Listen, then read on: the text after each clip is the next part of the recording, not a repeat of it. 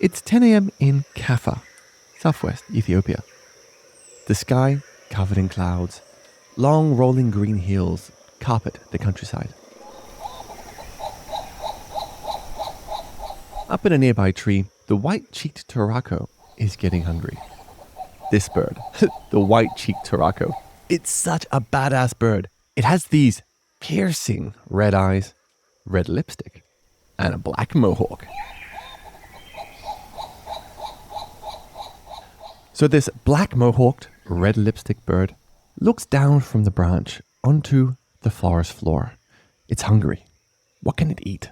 And it spots a shrub, like a spindly tree, thin branches, and along those branches are little clusters of cherries. Some look very green, probably tough, hard, but next to them are some which are very red, soft, sweet. The bird swoops down from the tree. Its beak grips the soft flesh of the coffee cherry, picks it off, and swallows it whole, and then flaps away. Over the next few hours, the coffee cherry makes its way through the digestive tracts of the white-cheeked turako. The juicy flesh itself is all digested away, and what's left is just the pip, like the hard, dense coffee cherry seed. And then, in the afternoon, as the white-cheeked turako is sitting on a different tree, it poops out what is left of the coffee cherry, and it drops down onto the forest floor. This is what the coffee tree wanted the bird to do. The bird was attracted to the cherry, and it pooped it out like a mile away. The plant is spreading its children across the forest floor. So that's how nature, birds and animals enjoy coffee. But for us, of course, coffee is a drink. So what would it taste like if we were to drink coffee the way nature gave it to us? What if a human came along and picked up all the seeds that those birds had pooped out, took away all the layers, and just got down to the green bean itself? What would it taste like if we were to turn this handful of green seeds into a drink? And so, one morning here in Berlin, I put the question to the test. All right, here we go. We are going to brew some green coffee. I got my hands on some green coffee seeds that had already been ground up, and I made myself a pour-over filter coffee. And instead of getting that characteristic brown, black liquid, coffee, it was green, yellow. And I thought, who better to tell me what it tastes like than my flatmate, Andrew. He is a former coffee professional. He used to be the roaster for The Barn here in Berlin. He's Q certified. He ran coffee training courses. Hey, what is this? But I wanted to keep it a surprise from him. So I shoot him out of the kitchen when he walked in. All right, Andrew, are you ready? Told him, shut your eyes. Can you taste this coffee with your eyes closed? And he then took a sip of the green yellow liquid. It smells terrible. It smells like wood. Is this like... It smells like peas. That's just like really flat and really... Is that even coffee? This is absolutely 100% coffee. Green coffee. It's green coffee. That's green coffee. It's not terrible, but it's not exactly good. So do you prefer roasted coffee? Yes. Why? Well, I think the fact that millions of people drink roasted coffee is like a good indicator that coffee's better when it's roasted. Indeed. Sorry, nature, but we want to burn your little seeds because we think it tastes better. And when we do that, when we apply heat, roast coffee, early on in the journey, it tastes green, vegetal. It smells like wood. Like peas. But once you apply the right amount of heat, it turns into something that we love. It's good. It's a very clean cup. That's really nice. Still balanced. But as we keep applying heat, it begins to turn into something that we detest. That is unpleasant. Veronica is in pain. This is just bad. Yeah, now look at his face. Ooh. Yeah. Oy, oy, oy, oy. So, in this first episode, I'm going to take you on that flavor journey and show you how coffee's flavor changes as we apply heat. I'll take you into some of the physics and the chemistry, and you can decide for yourself, how roasted do you like your coffees to be? And then, in the second episode, I'm going to help you learn how to roast coffee. And I'm going to open up one of the most technologically advanced roasters I have ever seen. I'm going to gaze into my crystal ball and speculate how these technologies might change the coffee industry forever.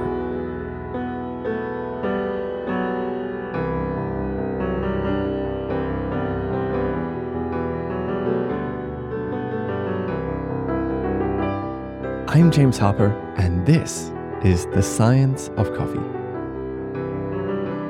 a spin-off series from my documentary podcast Filter Stories, and a journey into coffee's hidden microscopic secrets.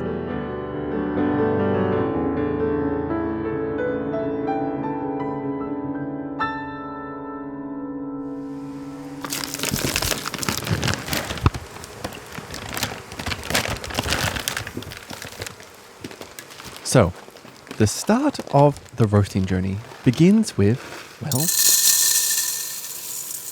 a bucket of green coffee seeds. I'm in Oslo, Norway, at the offices of ROEST, R-O-E-S-T. They're the sponsor of this episode, and they manufacture fully automatic roasters. And we're about to dump that bucket of green beans into a top secret machine. Hi. So here I am stood in front of a roaster. A lot of wires everywhere. This is not the finished product, I take it. No, this is a current prototype. Well, there is quite a lot of cables coming out of it. It's a fully working roaster. This Frankenstein contraption is the P3000, a fully automatic 3-kilo coffee roaster. A coffee roaster is the thing that turns green beans brown. And showing me how it all works is Callum Gilmore. So I'm Callum. I'm a machine learning engineer here at ROEST.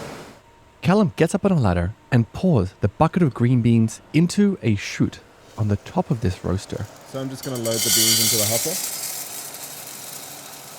And when he flicks the switch, You ready? All right.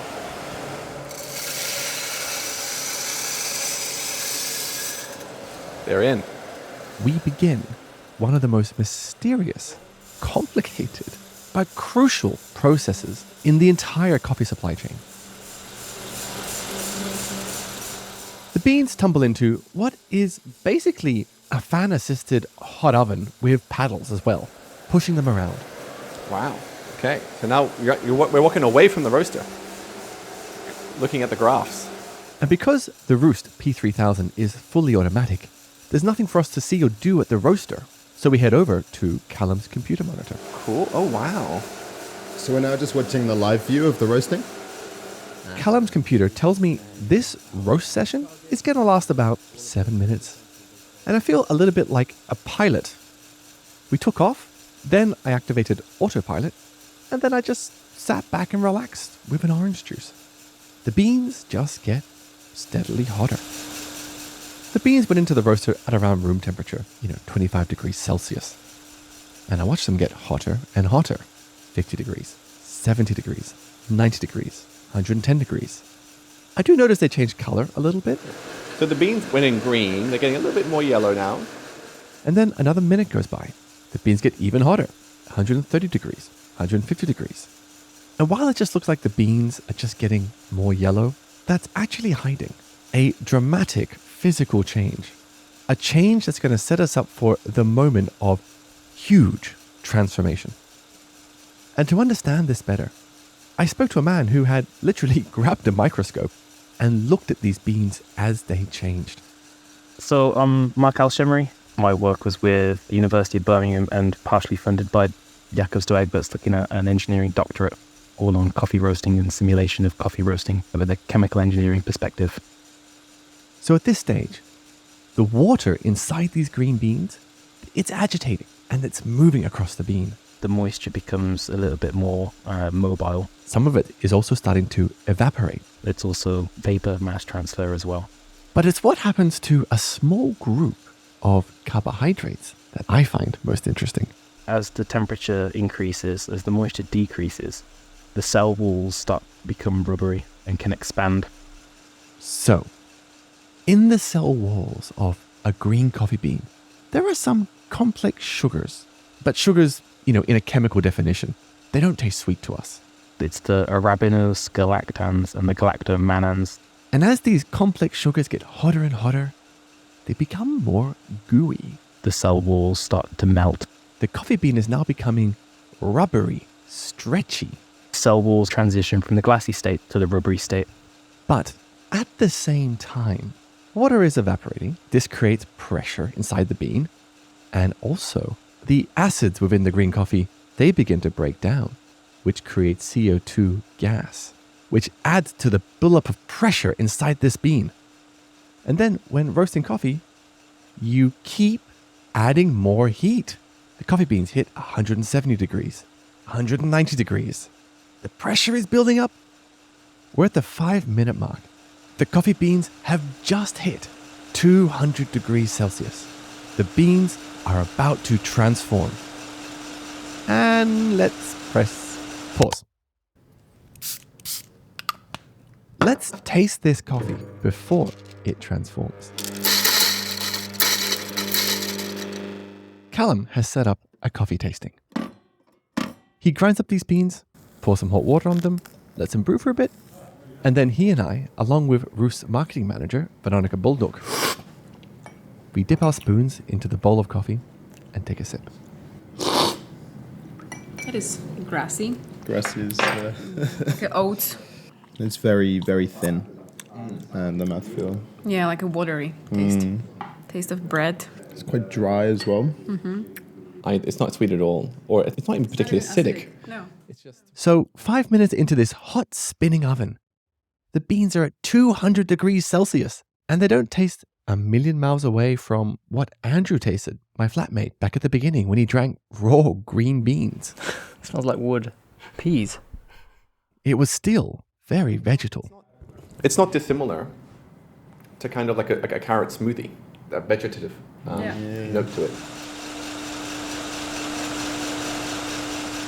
So 5 minutes into this roast, with the beans at 200 degrees Celsius, we are still a long way from a coffee that, either of us would enjoy drinking. But things are about to change, and change fast. The gases inside the bean are now reaching a crescendo. There is so much pressure that they finally release, So I think we're just entering first crack now. and we hear first crack.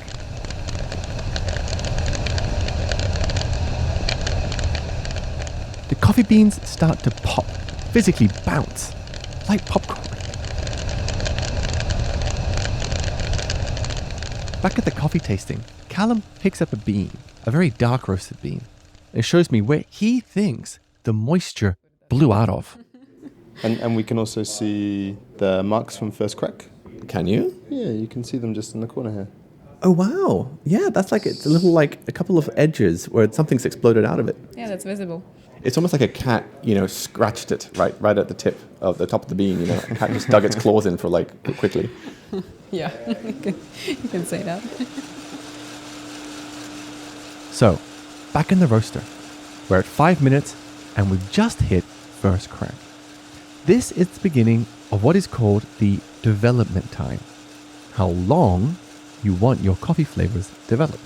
And what I'm going to show you now is what this coffee Karagoto Washed coffee. from Nyeri, Kenya. tastes like after first crack as we develop it further and further. Which of these coffees sound like a coffee you want to drink?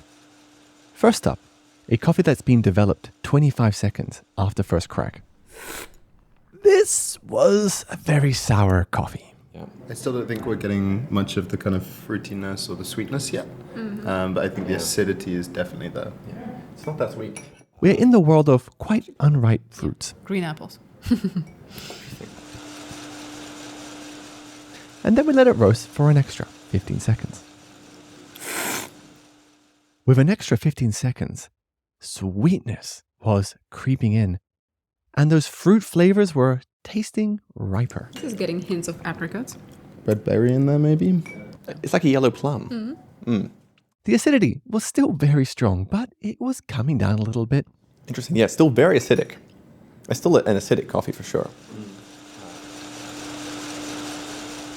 And then we let it roast for 10 seconds longer. This coffee was now quite sweet. I think the cup is starting to be a little bit more balanced. There was a little sparkle of acidity. There was a good body to it. Okay, now we have more mouthfeel. Yeah, definitely. It's more juicy, chewy. You can And those fruit flavors were now quite complex. Yellowstone fruits. Maybe a little bit of hibiscus almost.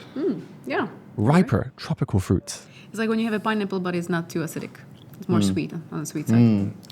A ripe pineapple. What a wonderful thing.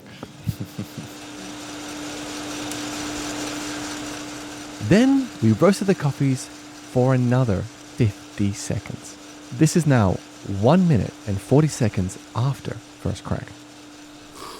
That is a big jump. You from- spat your coffee out again. Yeah. The coffee was now tasting a bit thinner. Acidity nowhere to be found. I mean, the acidity is all but gone. The sweetness was still there. Yeah, brown sugar. And those fruit flavors were much more caramelized. You know, like when you bake like a cherry tart or something?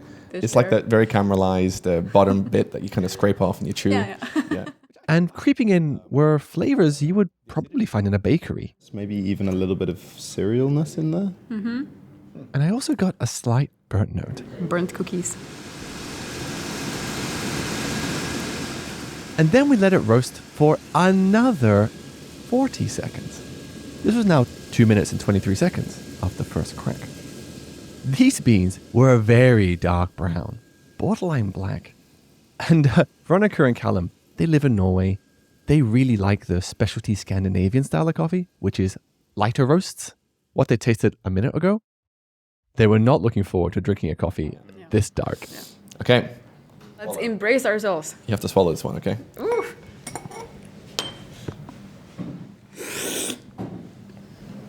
Okay, now we have ash. Now we have a licking ashtray. Yeah. Oy, oy, oy, I'm oy. going for the second one though. You're brave. It's for science. This coffee now just tasted very roasted. As I said before, it just lingers so much on the back of your palate. We were getting strong roasted flavors. You know, like when you burn the crust of a banana bread? Or berry bread. The acidity was totally gone. Sweetness was quite low as well. No acidity, pretty much no sweetness. And to top it all off, there was a pronounced bitterness. Too long of a mouthfeel. Yeah. It's holding you in pain. Unpleasant aftertaste.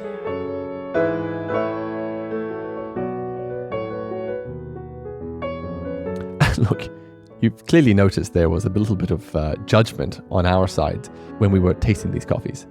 And I want to address that here. You know, I didn't like that dark roast coffee very much. But it was difficult for me and the Roost team to taste these coffees and not bring our own personal subjective preferences into it. And you know what? It doesn't matter what I like, or what they like, or what anybody else likes. What matters is what you like. Because as we have seen in this series, we all live in our respective taste universes. We all like different things. You might love those dark chocolate notes, you know, that bite of bitterness you might get in a dark roasted coffee. That's absolutely great. And I encourage you, find coffees that you like.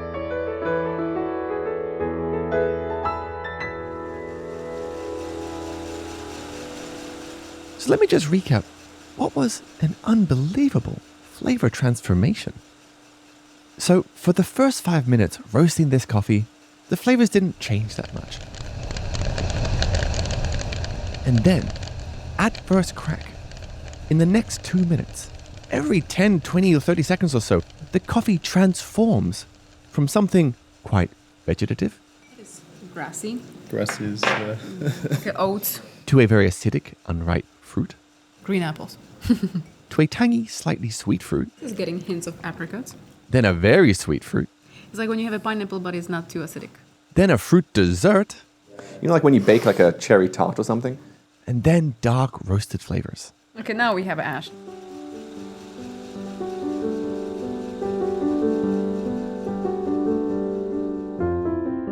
And this flavor transformation was just our experience of this one particular coffee.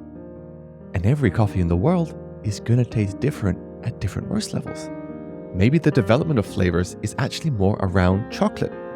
You go from light chocolate to dark chocolate. With some coffees, you might start with nuttiness and then make your way to dark bread flavors. Or you could get a combination of all the above. And that's why it's hard for me to describe exactly what the flavor changes are, because it really depends on the coffee. However, almost regardless of the coffee, there is something that happens to all coffees as you go from lighter to darker roasts. This was told to me by roasting teacher Morten Munchau.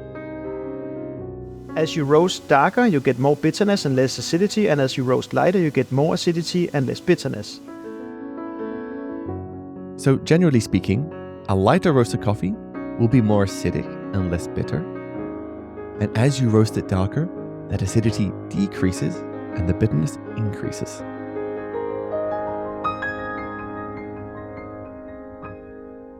So, coffee changes in flavor dramatically after first crack. Now remember how I showed you how just before first crack, if we took a microscope to the bean, we would see that the sugars in the cell walls were melting. The bean was becoming rubbery. Now I want to take that same microscope and I want to show you some of the chemistry taking place inside the beans to give us this dramatic change of flavor. And what I found absolutely crazy is how complex, how wild these chemical changes are. So we have the Maillard reaction, caramelization, structure degradation, pyrolysis, degassing, acid degradation, lipid oxidation, polymerization, hydrolysis, water loss, amino acid transformation, enzymatic reactions, all taking place at the same time. Wowza. It's crazy. There's so many things It's going so on. complex, so many things going on. This is another roasting consultant and specialty coffee educator I spoke with. My name is Ildi Revi, and I've published a chapter in the book Coffee Production, Quality, and Chemistry. It's a Royal Society of Chemistry textbook. Now remember how when we tasted that Kenyan coffee, when it was roasted lighter, the acidity was very, very high. Green apples. And then as we developed it further, the acidity disappeared. I mean, the acidity is all but gone.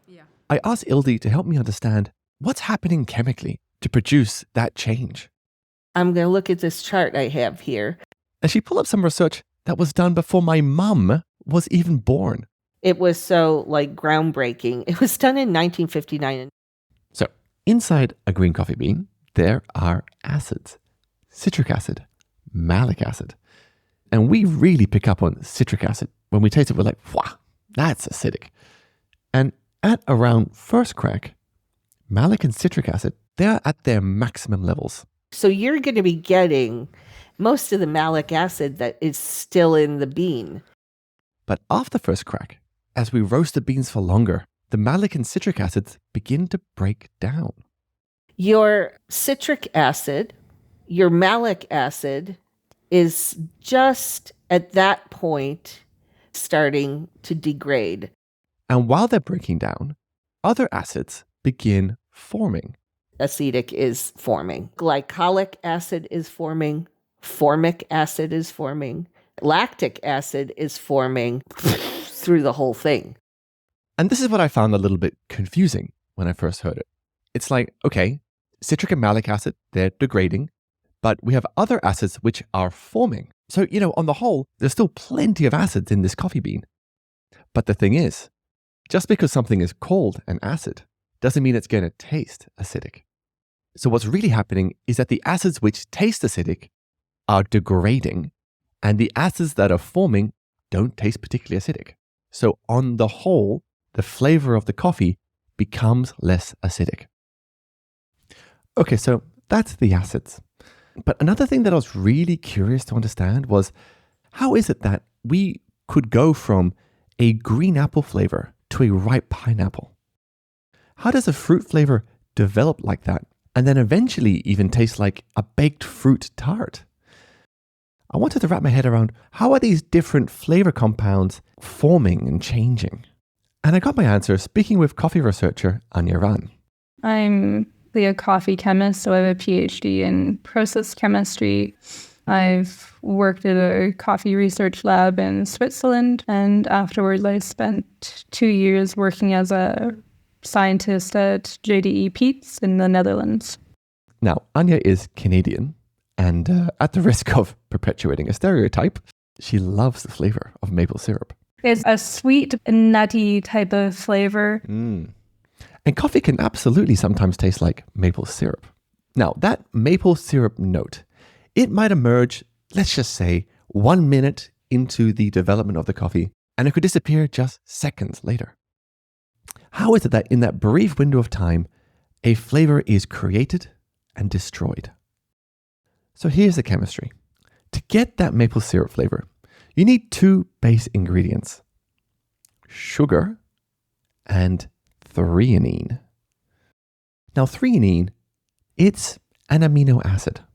Doesn't smell of anything. Most amino acids and sugars are just white, scentless powders. But it's found in unroasted green coffee. So threonine will have a biological function just like the chlorophyll does. And also in green unroasted coffee, there are sugars. Glucose, fructose, sucrose. But when we throw the bean into a coffee roaster at a certain temperature, those sugar molecules open up in form. And this open form is very reactive. The threonine comes in and they become this new molecule. They combine. You have the threonine and the sugar together. But this new compound they form doesn't smell yet of maple syrup. This newly formed compound reacts and creates a different compound. Basically, this simple interaction then can splinter off into a multiple of other reactions. The way Anya Ran described it to me was like one reaction splinters off into many, a bit like when you're at a fancy party and you have all these champagne glasses stacked in a pyramid, and someone pours champagne at the top glass, it overflows and then spills down into the champagne glasses below it. That is sort of the effect of the Maillard reaction. You can have one simple reaction and it just sort of flows into all these other ones. And towards the end of this process, as these molecules form, break down, form with something else, break down, at a very specific point, that aroma of maple syrup is created. And it's towards the end of this, I'm guessing, that we finally get the maple syrup aroma. Yes. And if you keep on going, it is destroyed. And what I find absolutely mind-boggling about this entire process is that this transformation, the cascade of reactions that will eventually give us this aroma of maple syrup, it takes place like... It takes place within seconds.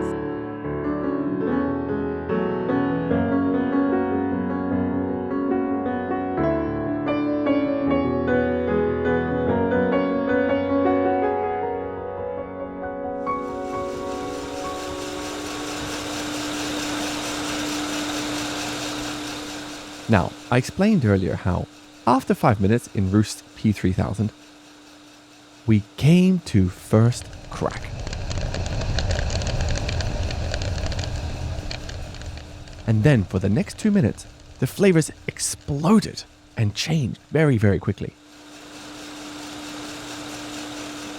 But what happens when you just keep on roasting the coffee? Eventually, we arrive at the second crack.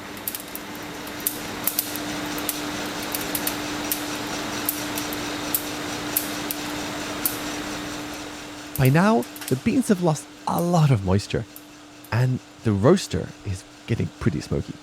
The walls of the cells of the bean, the thing that's holding the bean together, have become brittle now. The beans continue to create CO2 gas. The pressure builds and builds, and then explodes out of what has become a very brittle bean. It's like twigs breaking. Now, around second crack, the beans have now got very, very black. But we also see another very curious phenomenon. The beans themselves look wet.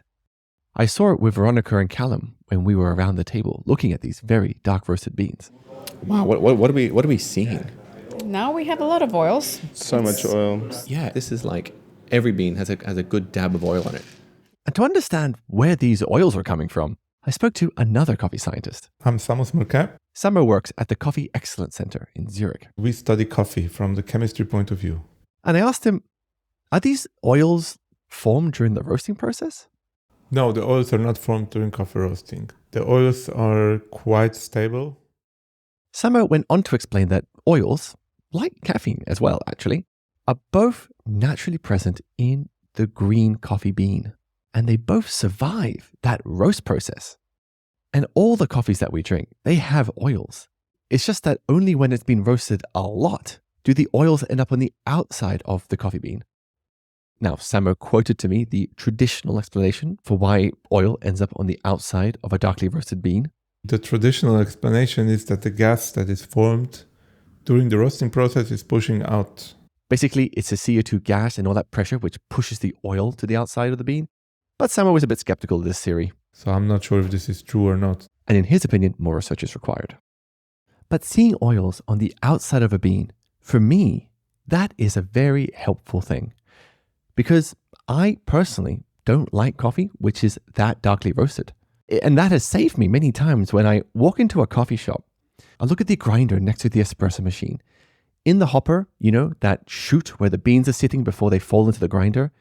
When I see these dark roasted beans, which are literally stuck to the side of the hopper, I know that they're stuck there because of the oils. And you know what? Coffee that dark, it's not a flavor experience I'm looking for.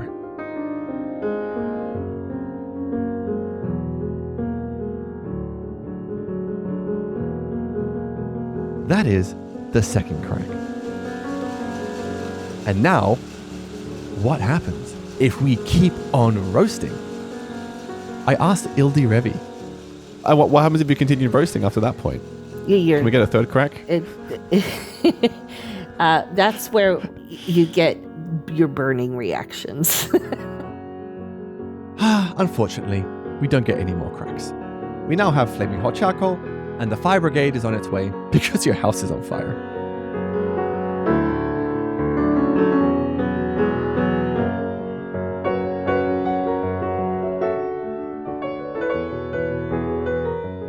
So, that is the magic of coffee roasting. And maybe this episode has inspired you to try it yourself. You know, give it a crack. Get it? Roasting coffee yourself, it's an amazing way to understand how many flavors are possible from a single green bean. You have so much control of the flavors you want from your coffee. And so, in the next episode, I'm going to share some advice so you can roast for yourself. And we're going to be opening up the ROEST P3000 prototype roaster to see the incredible technology that allows anybody, even me, to be able to roast coffee consistently, automatically. I found it so impressive that I actually think this sort of technology, it's going to change the coffee industry. And I'll give you my 2 cents as to what my crystal ball tells me about the future of coffee. Join me next time for all of that.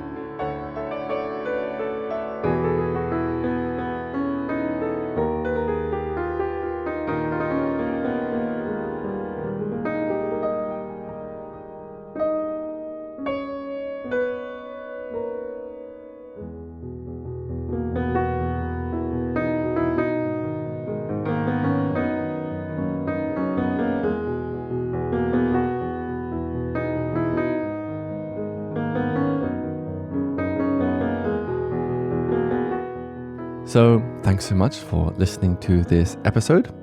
If you enjoyed it, please help spread the word about this podcast. You can do it by writing a post on LinkedIn. Please consider writing a review on Apple Podcasts.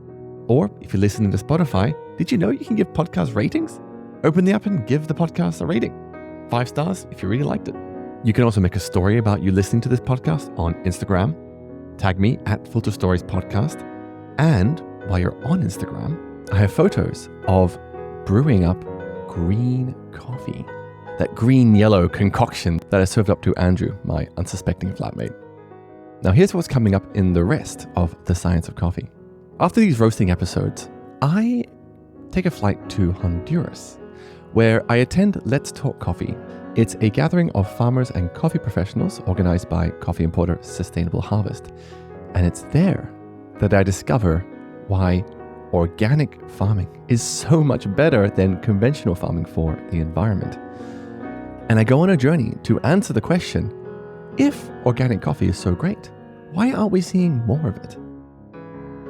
And then in the next episode, I take you on a very personal journey where I've understood how hard it is to do coffee science well, what good, robust scientific methodology looks like.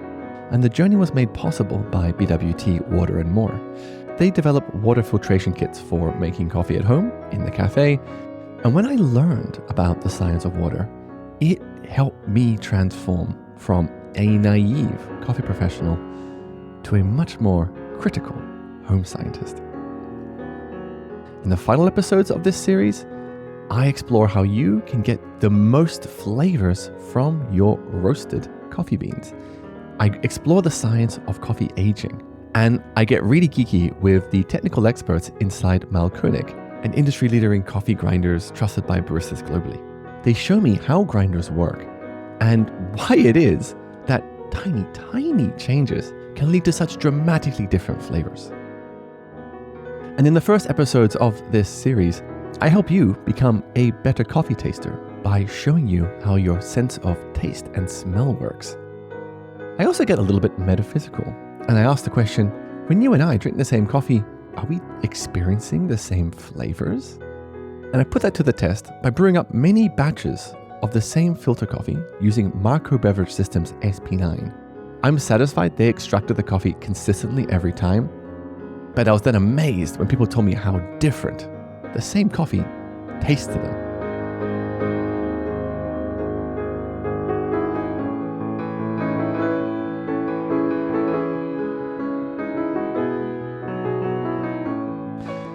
The Science of Coffee was produced by me, James Harper.